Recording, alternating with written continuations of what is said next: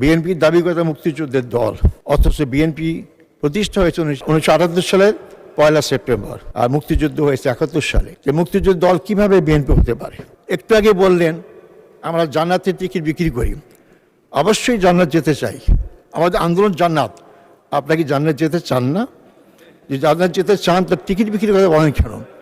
আর যদি টিকিট কেউ বিক্রি করে তাহলে কি অন্যরা কেউ জাহান্নামের টিকিট বিক্রি করে? মাননীয় স্পিকার, আমি সর্বপ্রথম সে মহান রব্বুল আলামিনের লাখো শুকরিয়া আদায় করছি, যিনি আমাকে ফাঁসির মঞ্চ থেকে মুক্ত করেছেন এবং মুক্ত জীবন থেকে জনগণের ভোটে সংসদে আসার সুযোগ করে দিয়েছেন। আমি সুপ্রিম কোর্টের সর্বোচ্চ আদালতে ফাঁসির দণ্ডপ্রাপ্ত আসামি ছিলাম। যে কোনো মুহূর্তে আমার ফাঁসি কার্যকর করা হতো। ঠিক সেই মুহূর্তে 24 সালের 5ই আগস্ট বিপ্লব বলি অথবা অভ্যুত্থান বলি, তার মাধ্যমে আমার মুক্তির পথ সুগম হয়। আমি এই জন্য জুলাই যোদ্ধা যারা শহীদ হয়েছেন তাদের আত্মার মাগফিরাত কামনা করি।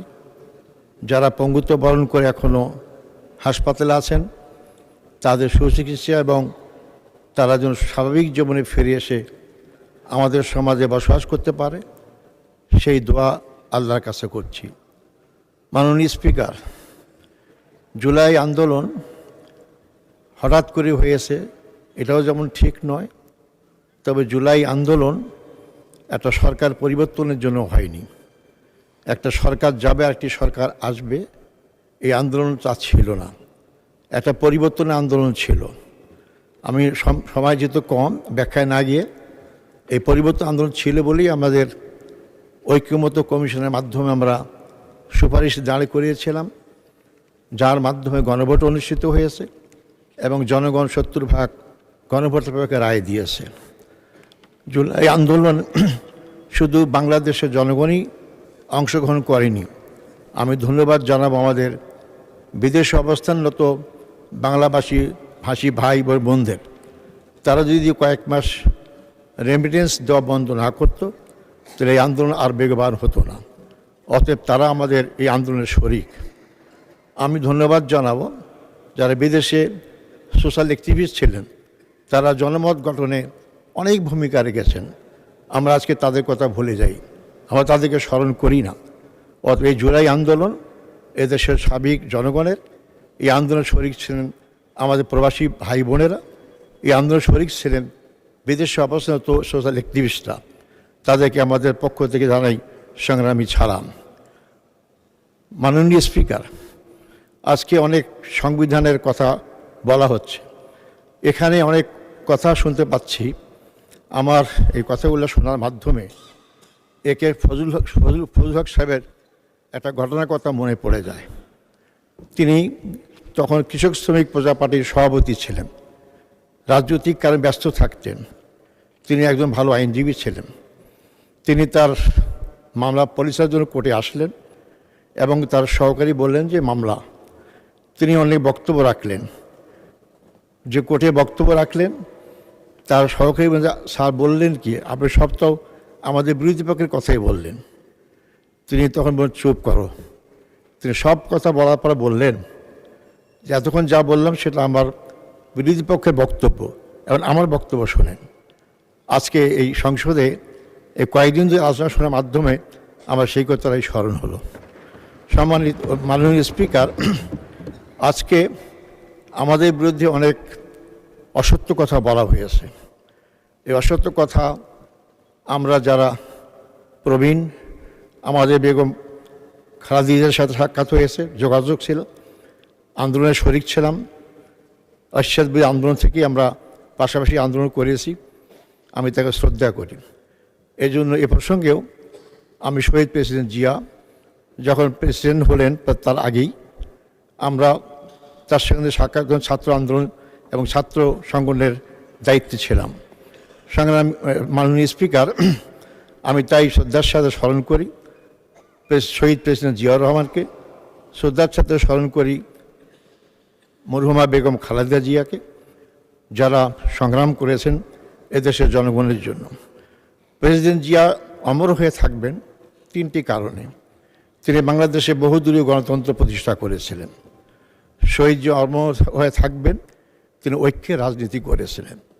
তার ঐক্যের রাজনীতিতে আপনারা জানেন শাহজিবুর রহমান প্রধানমন্ত্রী ছিলেন, আব্দুল আলিমের মতো লোক মন্ত্রিসভায় ছিলেন।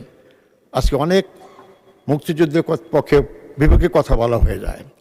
শহীদ প্রেসিডেন্ট জিয়া আধিপত্যবাদ বিরোধী আন্দোলন ছিলেন। তার ৭ই নভেম্বর বিপ্লবের মাধ্যমে বাংলাদেশ আধিপত্যবাদ মুক্ত হয়। এই তিনটি কারণে তিনি আজকে স্মরণীয় হয়ে থাকবেন। মরহুমা বেগম জিয়া, খালেদা জিয়া, তিনিও অমর হয়ে থাকবেন। তিনি বাংলাদেশে সংসদীয় গণতন্ত্র প্রতিষ্ঠা করেছিলেন। তিনি জনগণের কাছে খেতাব পেয়েছিলেন আপসীর নেত্রী। তিনি এটা আমরা সবাই জানি। এবং তিনিও ঐক্যের রাজনীতি করেছেন, যে ঐক্যের মধ্যে তার কাছে কোনো ডান বাম কোনোটাই ভাগ ছিল না, যেটা ছিল না প্রেসিডেন্ট জিয়াউর রহমানের সময়। তিনি দেশকে গঠন করতে চেয়েছিলেন এবং করতে পেরেছিলেন। 1991 সালে আপনারা জানেন যে নির্বাচন পঞ্চম সংসদের হয়। সেই নির্বাচনে বিএনপি 140টা আসন পায় আর জামাত ইসলামী পায় 18টা। তখন কিন্তু এই প্রশ্ন আসে নাই জামাত ইসলামী মুক্তিযুদ্ধ বিরোধী কি না। আমরা জামাত ইসলামের পক্ষ থেকেই আমরা সরকার গঠনের সমর্থন দিয়েই আমাদেরকে অফার করা হয়েছিল মন্ত্রিত্ব দেওয়ার জন্য। আমরা গ্রহণ করিনি। দেশ এবং জাতীয় বৃহত্তর স্বার্থে আমরা তাদের সাথেই ছিলাম। আমরা এরশাদ বিরুদ্ধে আন্দোলন করেছি, আওয়ামী লীগ বিরুদ্ধে আন্দোলন করেছি। আমরা সবাই একসাথে কাঁধে কাঁধ মিলে করেছি। 2001 সালে 4 দলীয় জোটের মাধ্যমে আমাদের সরকার গঠন করলাম। সেখানে আমাদের 2 জন মন্ত্রী ছিলেন। তৎকালীন বাংলাদেশ জামাত ইসলামের আমির সফল মন্ত্রী মাওলানা মতিউর রহমান নিজামী প্রথমে কৃষি মন্ত্রণালয় এবং পরবর্তী সময় শিল্প মন্ত্রীর দায়িত্ব পালন করেন এবং ওজাই সাহেবও ছিলেন। এই প্রসঙ্গে আমি তাদেরকে স্মরণ করি। আপনারা জানেন যে আপনারা তাদেরকে মিথ্যা মামলায় সাজিয়ে তাদেরকে ফাঁসি দেওয়া হয়েছে। বাংলাদেশের রাজনৈতিক ইতিহাসে বিশেষ করে 16 বছরে দল হিসাবে বাংলাদেশ জামাত ইসলামীর চেয়ে কেউ নির্যাতন শিকার হয়নি। আর কোনো দলের প্রধান নেতা থেকে আরম্ভ করে সেক্রেটারি জেনারেল থেকে আরম্ভ করে 11 জন ভাইকে জেলখানায় ফাঁসি দিয়ে এবং বিনা চিকিৎসায় হত্যা করা হয়। এইটা আর কোনো দলের ছিল না। বাংলাদেশ জামাত ইসলামী প্রমাণ করেছে তারা বাংলাদেশের জনগণকে ভালোবাসে। তারা জীবনকে ভয় করে জীবন রক্ষা করার জন্য, সুন্দর জীবনযাপন করার জন্য কোনো সময় দেশ থেকে পালিয়ে যায়নি। তারা মনে করে যে আমলি ক্ষমতা আসার পরে তাদের অনেক বিপদ নেমে আসবে, কিন্তু দেশ থেকে পালানোর নেই।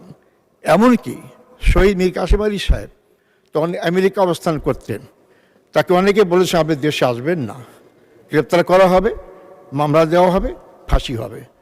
উনি বলেছেন বাংলাদেশ। আপনার সময় 6 মিনিট বৃদ্ধি করা হলো। ধন্যবাদ।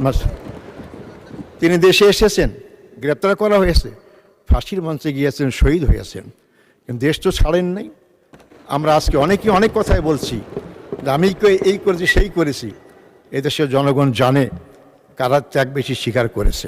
আমি কারো ত্যাগকে অস্বীকার করি না, ছোট করে দেখতে চাই না, কিন্তু এমন কথা বলবেন না যেটা জনগণ বিশ্বাস করে না এবং আমাদের মনে আঘাত সৃষ্টি করে। মাননীয় স্পিকার, মুক্তিযুদ্ধ নিয়ে কথা বলা হয়। বিএনপির দাবি করে মুক্তিযুদ্ধের দল, অথচ বিএনপি প্রতিষ্ঠা হয়েছে 1981 সালে 1 সেপ্টেম্বর। 1979 সালে 1978 সালের 1 সেপ্টেম্বর। আর মুক্তিযুদ্ধ হয়েছে 71 সালে। যে মুক্তিযুদ্ধ দল কীভাবে বিএনপি হতে পারে? তাহলে এটা কীভাবে মূল্যায়ন করব?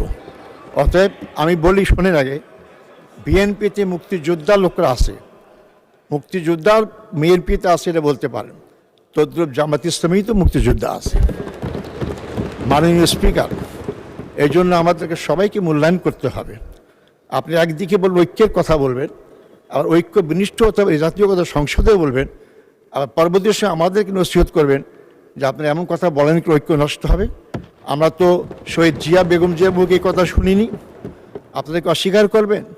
নিজামী সাহেবরা আমরা যখন গ্রেপ্তার ছিলাম আমাদের মুক্তির দাবি বেগম খালেদা জিয়া করেছিলেন। তাহলে কি আপনি বলবেন যে উনি মুক্তিযুদ্ধ বিরোধী শক্তিকে বা লোকগুলাকে মুক্তির আন্দোলন করেছিলেন? কারণ উনি ঐক্যের রাজনীতি চেয়েছেন। দেশকে গঠন করতে হলে বিভক্ত রাজনীতির মাধ্যমে কোনো দেশ কোনোভাবেই এগিয়ে যেতে পারে না। কিন্তু আপনাদের সুর সেটাই দেখতে পাচ্ছি। মাননীয় স্পিকার, প্রেসিডেন্ট ভাষণের পর ধন্যবাদ জানানোর জন্য আমাকে এই সুযোগ দেওয়া হয়েছে। আমি প্রেসিডেন্টকে ধন্যবাদ দেবো কীভাবে? এই প্রেসিডেন্টকে তিনি আওয়ামী লীগের দোসর, আওয়ামী লীগে যা করেছে সবটা তিনি নীরব সাক্ষী। আওয়ামী লীগকে আমরা ফেসিস্ট বলছি। আওয়ামী লীগ ফেসিস্ট হওয়ার সুযোগ কীভাবে পেল? আমাদের দেশের আইন আর ভারতের সরাসরি সহযোগিতায়। আজকে সে আওয়ামী লীগ ভারতীয় পালিয়ে গিয়েছে। কিন্তু সেই আওয়ামী লীগের তৈরি করা ফ্যাসিস্টের প্রেসিডেন্ট এবং সেই আওয়ামী লীগ যে ভারতীয় আধিপত্যের দোসর ছিল, সেই প্রেসিডেন্টকে আমি কিভাবে সমর্থন করতে পারি? বরং আমি উল্টা বলবো, আজকে নির্বাচনের মাধ্যমে যে গণতান্ত্রিক সরকার হয়েছে, যারা ফ্যাসিস্টের বিরুদ্ধে আন্দোলন করেছেন, জেল খেটেছেন, অনেকে গুম হয়েছে, ইলিয়াসের মতো লোক, তারা কিভাবে ভারতীয় আধিপত্যবাদের দোসর আওয়ামী লীগের শিকন্ডি প্রেসিডেন্টকে ধন্যবাদ জানাইতে পারে? তাহলে কি আমরা ধরে নেব যে আপনারা কোনো ব্যক্তি, কোনো দল অথবা কোনো শক্তিকে খুশি করতে চান? শুধু তাই নয়, আমি বলতে চাই অত্যন্ত বেদনার সাথে, বিএনপি একটি বড় রাজনৈতিক দল, তাদের মহিলা নেত্রীরা রাজপথে আন্দোলন করেছেন এবং তাদের অনেক ভূমিকা আছে। কিন্তু আশ্চর্য দেখলাম যে তাদের সংরক্ষিত নারী আসনে গোপালগঞ্জের কাশিয়ানী থানার বন ও পরিবেশ একজন সম্পাদক মহিলা আওয়ামী লীগের, তাকে আপনারা মনোনয়ন দিয়েছেন। কেন? এটা কি আপনাদের দৈন্যতার কারণে যে আপনাদের কোনো মহিলা খুঁজে পাচ্ছেন না, নাকি আপনারা কোনো শক্তিকে খুশি করতে চান, তাদের সহযোগিতার ক্ষমতা থাকতে চান? এই প্রশ্নের জবাব আপনারা দেবেন। এই প্রশ্নগুলো জনগণের সামনে আসে, আপনারা খেয়াল রাখবেন। একটু আগে বললেন আমরা জান্নাতের টিকিট বিক্রি করি। অবশ্যই জান্নাত যেতে চাই, আমাদের আন্দোলন জান্নাত। আপনারা কি জান্নাত যেতে চান না? যে জান্নাত যেতে চান তার টিকিট বিক্রি করে বলেন কেন? আর যদি টিকিট কেউ বিক্রি করে, তাহলে কি অন্যরা কেউ জাহান্নামের টিকিট বিক্রি করে? অতএব আপনারা এ সমস্ত কথা বলে বিভ্রান্ত করার চেষ্টা করেছেন। 2008 সালে 2টা আসন থেকে বাংলাদেশ জামাত ইসলামী 11 দল 77টা আসন পেয়েছে। এই সমস্ত বস্তা কথা লোকেরা বিশ্বাস করে না। আমরা বলতে চাই, আপনারা ক্ষমতায় এসেছেন, কিন্তু আপনাদেরই ক্ষমতাসীন মন্ত্রী বলেছেন লন্ডনে তারিকদের সাথে যখন ইউনূসের সাক্ষাৎ হয় তখনই নাকি ট্রফি দিয়েছেন। বাংলাদেশের জনগণের ভাগ্য সেখানেই নির্ধারিত হয়ে গেছে যে কে ক্ষমতা আসতেছে। অতএব কীভাবে আপনারা ক্ষমতায় এসেছেন আপনারা বিবেকের কাছে প্রশ্ন করবেন। আপনারা জনগণের কাছে যা বুঝতে পারবেন। এটা আমার কথা নয়, এটা আমার কথা নয়। আমি একটা আমার কথা বলি নেই, পত্রিকাতে বলি নেই, এই সংসদে বসে আপনাদের মন্ত্রী বলেছেন। আর উপদেষ্টা রেজওয়ানা কি বলেছেন সব আপনারাই জানেন। তাই আপনারা যারা উপস্থিত আছেন, আমি আপনাদেরকে হেয় করার জন্য কথা বলছি না। একবার চিন্তা করেন, দেশপ্রেমিক বলি আমরা, গণতান্ত্রিক শক্তি বলি আমরা, কিন্তু আজকে আমাদের এমপিরা স্বাধীনভাবে চলতে পারছে না। আজকে আমাদের এমপির দিকে আক্রমণ করা হচ্ছে, অনেক জায়গায় কর্মীদেরকে আক্রমণ করা হচ্ছে। আমার এলাকা সরকারি কাজে সহযোগিতা করতে গিয়ে বিএনপির কর্মীদের দ্বারা কর্মী লাঞ্ছিত হয়েছে, এখনও ভয় দেখানো হচ্ছে। এই জন্য অনেকে হাসতে হাসতে বলে এত কাজ পাইলাম, এখন একটা নিরাপত্তা কার্ডের ব্যবস্থা করেন। মাননীয় স্পিকার, আজকে আমাদের আজ সময় আমার শেষ। আর একটু আমি এলাকার কথা বলতে পারলাম না, আমি তো মজলুম, আমি তো সারা সংসদে একটা কথা বলিনি। একটু 2 মিনিট দিলে আমি আমার কথা শেষ করবো। জি আচ্ছা, ঠিক আছে, আপনাকে 2 মিনিট দেওয়া হলো এলাকার কথা যেহেতু বলবেন। আমার এলাকা অত্যন্ত গরিব এলাকা, উত্তরবঙ্গের রংপুর অঞ্চলের মধ্যে আমার বদরগঞ্জ তারাগঞ্জ অত্যন্ত গরিব। সেখানে 75% রাস্তা মানে কাঁচা রাস্তা রয়েছে, সেখানে পাকা রাস্তার ব্যবস্থা হয়নি। আমি শুধু দৃষ্টি আকর্ষণ করব, যানজট। আমার পুরাতন বন্দর, ওটাকে বলে বদরগঞ্জ আপনার বন্দর, সেখানে রাস্তা এত চিকন সরু, যার কারণে এখানে পার্বতীপুর থেকে যে আর্মিরা আসেন, সাধারণ লোকরা আসে, রংপুর ক্যান্টনমেন্টে যায়, রাস্তায় প্রতিদিন যানজট হচ্ছে। আমি অনুরোধ করব সংশ্লিষ্ট মন্ত্রীকে একটা বাইপাস করার জন্য, সাথে সাথে পার্বত্য থেকে রংপুর পর্যন্ত 2 লাইনের রাস্তাকে 4 লাইন করলে রাস্তাটা প্রশস্ত হলে যানজট অনেক কমে যেতে পারে। আমার এলাকায় একটা সুগার মিল আছে, শ্যামপুর সুগার মিল। এই সুগার মিল বন্ধ রয়ে আছে। আমাদের মন্ত্রীজন শিল্পমন্ত্রী মজিদুর রহমান নিজামী ছিলেন, তখন এটা লাভজনক ছিল। আওয়ামী লীগ এসে এটাকে অলাভজনক করলো, এখন বন্ধ হয়েছে। এবং মাননীয় প্রধানমন্ত্রী বলেছেন যে সে সমস্ত শিল্প কারখানা বন্ধ চালু করা হবে। আমি অনুরোধ করব খুব দ্রুত গতিতে আগামী বাজেটেই যাতে করে শ্যামপুর সুগার মিল পূর্ণাঙ্গ চালু হতে পারে তার ব্যবস্থা আহ্বান করব। হাসপাতালের কথা বললাম না, কারণ সারা বাংলাদেশ হাসপাতালের সমস্যা। হাসপাতাল আছে, ক্লিনার নাই, এত অপরিচ্ছন্ন। এটা ইমিডিয়েটলি তার নিয়োগ করা উচিত। হাসপাতাল রোগী গিয়ে যদি পরিচ্ছন্ন না পায় তার রোগ তো আরও অর্ধেক বেড়েই যাবে। এই জন্য আপনারা চেষ্টা করবেন। তারাগঞ্জ হাসপাতাল 50 শয্যা উন্নীত করা হয়েছে, কিন্তু কোনো কার্যক্রম শুরু হয়নি। এই জন্য আমি স্বাস্থ্যমন্ত্রী অনুরোধ করব 50 শয্যা চালু করবেন এবং 100 শয্যা উপনীত করবেন। আমার এলাকায় সবচেয়ে মাদকের সমস্যা, সীমান্ত এলাকার বেশি কাছাকাছি, যেগুলো নষ্ট হয়ে যাচ্ছে, সেটা সারা দেশের সমস্যা। কোনো খেলার মাঠ নাই। আমি সংসদীয় মন্ত্রীকে অনুরোধ করব যাতে করে সেখানে আর খেলার মাঠ, মিনি স্টেডিয়াম করা হয়। অনেক সমস্যা।